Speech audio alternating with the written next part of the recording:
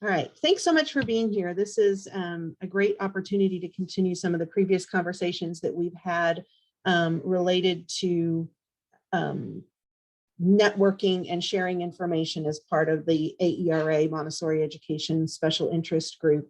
These monthly First Friday gatherings for researchers have really been an opportunity to talk about a number of different topics. And the one we're talking about today is looking at publishing in scholarly journals. And so I have just some overarching thoughts and resources to pass along. If you would like to have access to these slides, I've uploaded the PDF to the tiny URL that is linked here so that you can have access to the slides so that you can get into some of those links and things directly.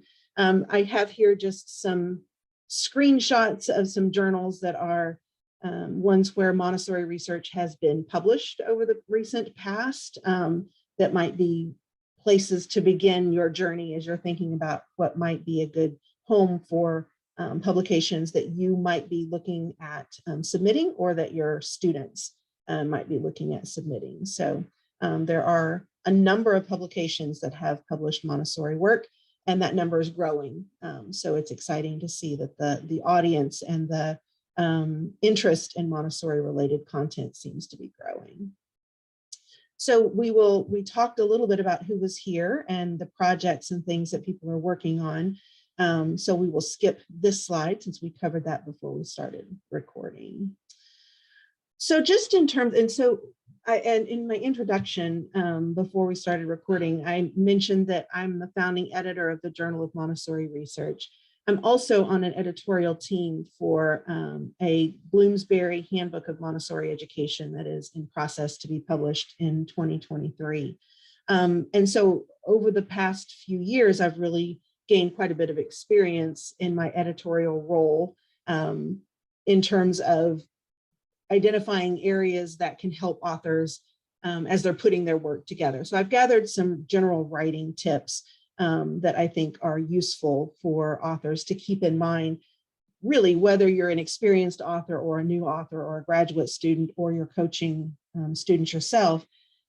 Some of these general writing tips are things that I often find myself commenting on when I'm doing editorial work. So really, keeping in mind what the message is of your research is really key, and recognizing that your message or your story or your contribution is really part of the discourse that's occurring related to your topic. And so it's really important to consider how your research is contributing to that ever-evolving discourse, to place your work within the context of that discourse. The challenge is you have to do that efficiently given space limitations in articles. I'll talk a little bit in a minute about how different article preparation is from scholarly documents like dissertations and theses, where you don't have as much concern about the efficiency of using space, but this being conscious of your message within context is important, and it's important to do that efficiently within published work in particular. It's also important to really stay focused throughout every aspect of your paper about what the message is or what the story is. So even as you are preparing the discussion of theory and past research, being really tightly connected to where you're going with your research is really key.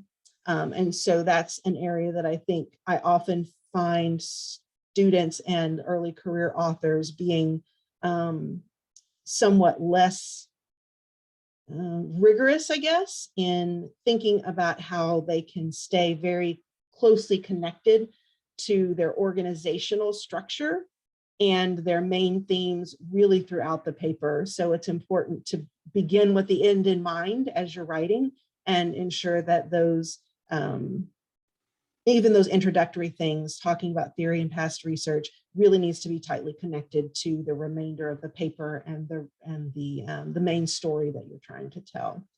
And then as you're thinking about preparing the submission, it's really important to be mindful of the particular publication that you're looking at and what their expectations are in terms of gatekeepers. So looking at those submission guidelines, respecting the word limit, the requirements for anonymous submissions, how they want you to handle figures and those kinds of things. So just making the editor's job easier makes it more likely that the editor is going to be amenable to sending it on to further review and consider revise and resubmit rather than sending something through as a rejection just because it may simply be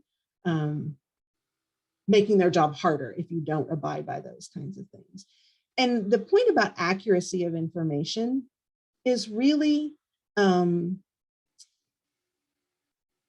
about making sure that you are accurately representing particularly the information in your introduction and your literature review, making sure that you are being true to the research that you're citing, so that you are not putting a spin or a conclusion on an author's work that might not actually have been the original intent. So really being clear about particularly citing works within other works, do the work to get to the original citation, and really go to the source where you can, to make the gatekeeper confident in the accuracy of the information you're sharing. The next piece is really being patient and knowing that, and I talk about the review time, but I want to step back and also talk about the writing time. You can't rush writing. While it's easy to get buried in writing and to stall in writing, it's also really important that you give yourself this thinking space to put together a really coherent manuscript before you submit it. So give yourself time even before the submission to really put together a solid submission. And then expect that the reviews do take time. In particular, I can tell you as an editor, it's always tough to get reviewers to respond within the time frame that we ask them to. Under the circumstances that we're in today, with everyone being under extreme pressure and the pandemic continuing to add stress to people's lives, it's even worse. It's harder to get people who are willing to review. And then when those people are willing to review, they often end up needing extensions. So we have to extend a lot of grace to those people who are willing to take on the reviews, so that they'll be willing to do it. But that often does make that turnaround time longer than we would like for it to be. And then anticipate that there will be revisions and resubmissions required. And sometimes, depending on the publication, it may be multiple rounds of that. While it may be easy to be frustrated by that process, have confidence that those rounds of revisions create a better end product. So be patient with that process, because it does improve at every step of the process, even though we would probably prefer that it be a more direct sort of process without all of the back and forth. But that back and forth is part of the thinking related to contributing to the field, and it's important. And then finally, be direct and succinct. I sort of had fun writing this one because I used big words in my description about this one. So avoid lingo and verbosity, because that's not a word you should really use when you're writing. And don't do deep dives into the thesaurus. If it looks like you're trying too hard, it actually makes your work look less sophisticated. So use language and terminology that's comfortable for you. Don't try too hard. Don't pad your words trying to sound scholarly. It tends to backfire if you do that. So I just encourage you to write for clarity, because that's really what editors want to see, is they want to see very clear writing that their readers will be able to access. So and that really applies for any author. I think I should put this on the cover page of the Journal of Montessori Research, because these are tips that I would give really to any author that's submitting. In particular, looking at how to convert graduate papers to manuscripts. This is an article from APA that specifically provides guidance for that. So the link to that is provided here below. And I broke it down into sort of the beginning part of the article and then the second part of the article. So in terms of thinking about these introductory materials, really the big key, and I laugh because we all get very vested in our words, in our dissertations. And one of the most painful things to do is to remove those words. But that's really what you have to do in order to prepare a manuscript. Dissertations are way longer than a journal manuscript is going to be. And so you have to go in and be brutal and cut some of those words that you agonized over when you created the dissertation to begin with, in order to create something that's of a length that's appropriate for a journal submission. So cutting down to 7,500 words to 10,000 words is where most of the journal word limits lie. In the places that you find needing the most cutting from a graduate paper is in the introduction and the discussion section, so the beginning and the end. In particular, you're not going to see the extensive literature review from a graduate paper in a journal article. So that's the place where you really have to be very selective and incorporate only what's most critical. You can eliminate entire sections or just eliminate text within the sections. You might also consider separating your research questions into multiple different papers. That's a viable path that a lot of people choose to pursue in order to get multiple publications, but also to leverage more of the work that was in the dissertation in multiple publications with different approaches. You have to be careful that you're not simply self-plagiarizing. They have to really be standalone articles where you are creating new work rather than just replicating like your methods section and things like that. So the abstract often tends to also need to be condensed for APA journals and the Journal of Montessori Research. Our abstract word count limit is 250 words. So often that's less than you would find in a dissertation. And then in the introduction, you really don't see an explicit literature review in most journal articles. The literature that's reviewed and provides context for the study is usually within the introduction. And you really have to focus on only those sources that are of immediate relevance to your research questions or hypotheses. So you have to be very selective about what you include. And you need to be sure that you're ending with a clear description of your aims and hypotheses that informed your research questions. So you'll want to make sure that you're including those research questions within that introduction. And then within the methods section, again, efficiency is key. You only convey enough information about how the data were collected and evaluated that is necessary for your reader. You can refer the reader to previous works or other authors or supplemental materials. That's something we use quite a bit in the Journal of Montessori Research. So I've used that for some more sophisticated analysis that we've done to keep the core article at a reasonable length, but provide the details in supplemental materials for those that may want more details. And then in terms of the sort of the second half of the paper, in the results section, again, you just have to be very selective and only report the most relevant analyses that are pertinent to the research question that you are focusing on for a particular article. You want to ensure that the results that you are presenting directly relate to the research questions that you articulated at the beginning of the paper. This is part of that being very clear and consistent with your message throughout the paper. So if you have 3 research questions that you articulate at the beginning of the paper, you're going to want to organize your results within the results section around those research questions. So that's an important way to keep the structure of what you're writing very clear and consistent to make your reader's job easier. Within the discussion section, you have to make sure that you are not making inferences and conclusions and extrapolations with your results beyond what the data suggests. You can make hypotheses, you can suggest directions for future research, but incorporating the limitations of your research design, you need to not overpromise what it is that your results mean to the field. So it's important to keep your limitations in mind and note areas of consensus. How does your work agree with previous work? How does it differ? And then again, acknowledging those limitations that impact how people can rely on your results based on what else has been done in the field. And then in your reference list, you want to, this is really related to the references that you include in that introduction in your abbreviated literature review.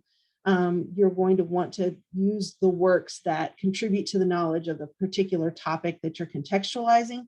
I think when we write graduate papers, we tend to think more is better. And so we want to have lots and lots and lots of citations for research that supports our approach or provides context.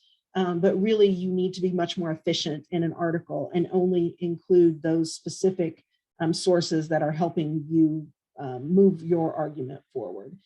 Think about looking at those reviews of existing research or meta-analyses, because they can be economical ways of summarizing what exists in the field. In a dissertation, you're going to want to go into all of the individual studies that went into a particular review of research, but in an article, you don't have the space for that. And then again, make sure when you're thinking about tables and figures, make sure that they are essential and they're not just extraneous to your argument, and you don't want to duplicate information that's in the text, but make sure that those tables and figures are supporting what's in the narrative. So this rejections, that's what we hate as editors to do, and we hate as authors to receive, but we've all been there. I've been on both ends of that, and I can tell you that it's no fun for the editor to do a rejection, just as it's not any fun to get the rejection. But this is from that same article, looking at some of the most common reasons that manuscripts are rejected. The first one, and is really the one that I see, not most often, but I see it quite often, that the ideas are just not conceptually or methodologically well developed, that there's good thinking there, but it's not as well developed as it should be, either from the theoretical standpoint, which is tough because you have to make the theoretical case for the study in a very small space within journal articles. So you have to be very efficient in how you do that. And then the methodology should also be clearly and succinctly stated, but also have enough, be well developed enough for your reader to really make an assessment of the strength of the research. Missing information that's expected within a research article, I don't see that nearly as often as the other two. But the final one is really related to sort of the strength of the writing, conveying the importance of the content effectively and persuasively. Academic writing is not just dry facts. You're still telling a story. You're still trying to make a point. You're trying to contribute something that is valuable to the field.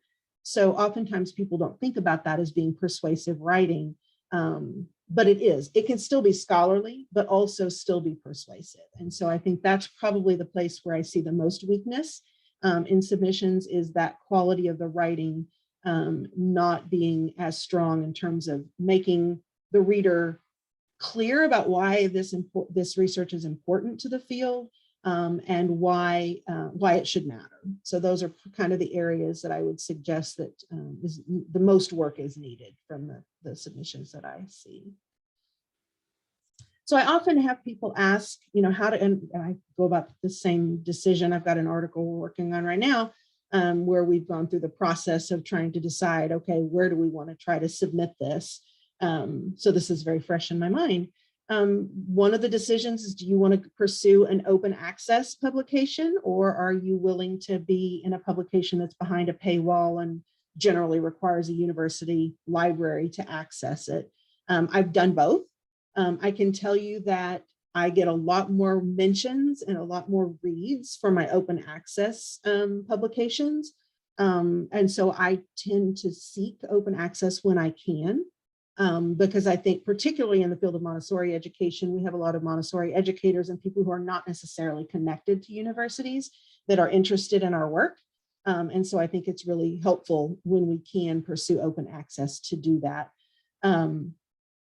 Connected to that is this item later down on the list, which is the article processing charges, because for many open access publications, you will incur an article processing charge in order to submit to an open access publication.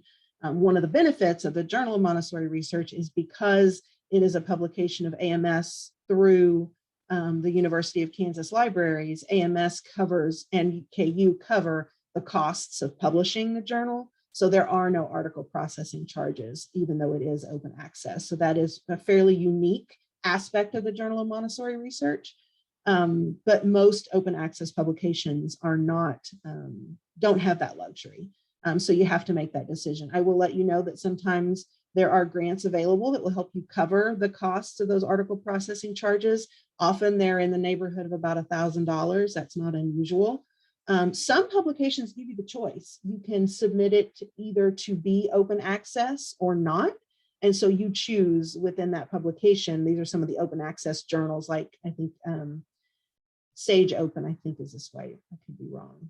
But some of the open access journals give you the choice of being open access and paying the article processing charge or not. The other thing to look at is what the length requirements are. As there are more digital publications, they tend to have longer word count acceptances.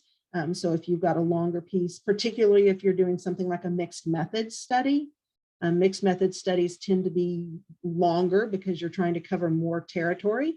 And so sometimes length constraints can be a problem if you're talking about something that's a pretty extensive study design like mixed methods. Talked about article processing charges.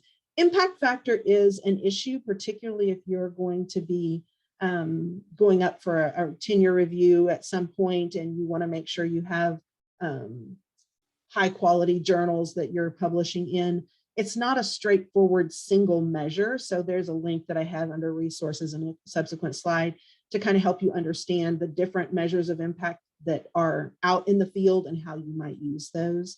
And then if you're talking about Montessori related research, looking for journals that have had a history of publishing Montessori work is relevant. Making sure that you're not trying to go into a journal that has, for whatever reason, not been open to considering Montessori as relevant to their readership is important. So that's valuable in terms of considering journals where other work has been published related to Montessori education.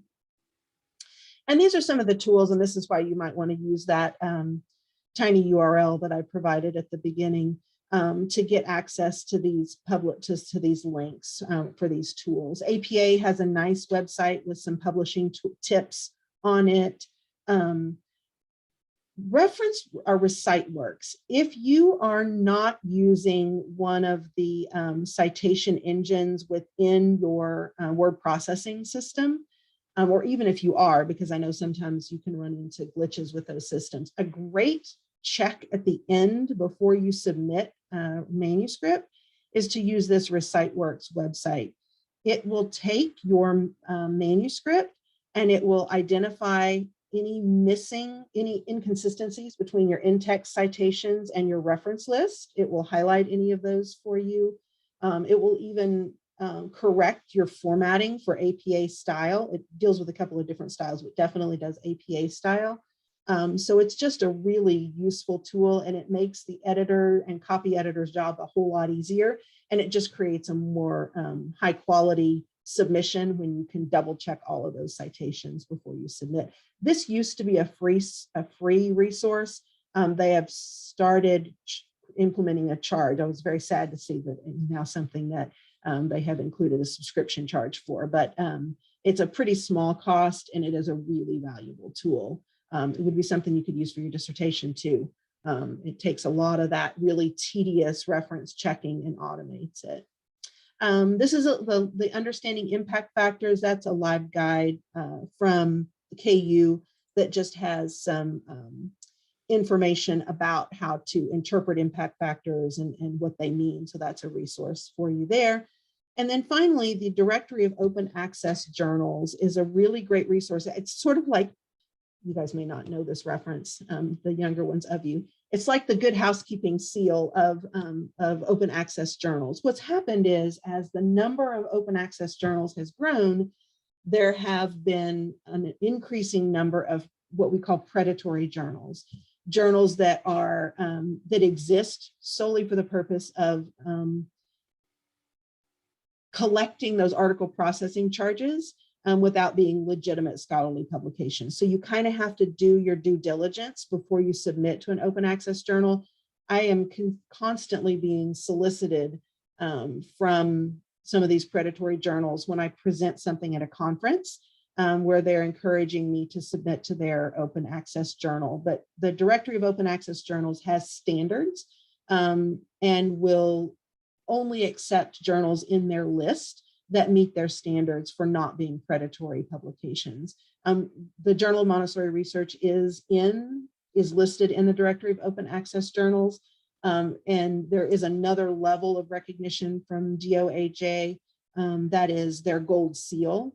And so the Journal of Montessori Research has the gold seal from Director of Open Access Journals. So that's just a good place to go to help you with some of that due diligence if you're considering an open access publication and you don't really know much about the publication itself. So now just to cover some ground related to the Journal of Montessori Research, I'm happy to answer specific questions when we wrap up the last couple of slides here. But basically, we are an online-only publication. It's been around since 2015, designed to advance knowledge of Montessori education. We include empirical research studies, critical reviews of the literature, theoretical essays, and for the first time this spring, we have our very first scholarly book review available in this spring's issue. And we look for submissions from diverse disciplines, not just the field of education or psychology, but historians and really across the spectrum. And really the goal is trying to contribute to scholarship for the Montessori community, but also the broader field of education, because articles that are in the Journal of Montessori Research are indexed and available through Google Scholar and through ERIC. It's a way of getting more Montessori research into the academic community so that there's more visibility of Montessori within the field. So if you're considering publishing in the Journal of Montessori Research, we accept manuscripts on an ongoing basis. So there is not a hard deadline. We generally say that if you want to be considered for the spring issue, we would have to have the submission by the 15th of January, and the spring issue comes out in May, and the fall issue comes out in November. And so the last date really for being considered for the fall issue is July 1st. There's no guarantee, particularly with less experienced authors. We often have multiple rounds of review. So sometimes it's not possible, even given those deadlines, to get an article into the very next issue. But because we have that ongoing review process, we always have submissions in the pipeline. A big suggestion before you submit to the Journal of Montessori Research is to look at other things that are in our archives, other kinds of things we've published, particularly with action research. We have published some more rigorous action research studies, so it can be helpful to see how other action research has been presented in the journal. But then also look at other kinds of, outside the field of Montessori education, where you may be, your topic of interest or your approach may be applied to non-Montessori contexts, and looking at that in other outside journals can also be really informative before you submit to the Journal of Montessori Research. And then the specific guidelines about word count and style and making sure that your submission is anonymous and all of those things are available on the author guidelines page for the journal website. So yeah, so I am happy to, I'm going to turn off our recording so we can chat now and see if you have any other questions, either about publishing more generally or specifically about the Journal of Montessori Research. But overall, I hope that this was useful information, and I look forward to our continued conversation. So let me stop our recording here and we can have a chat.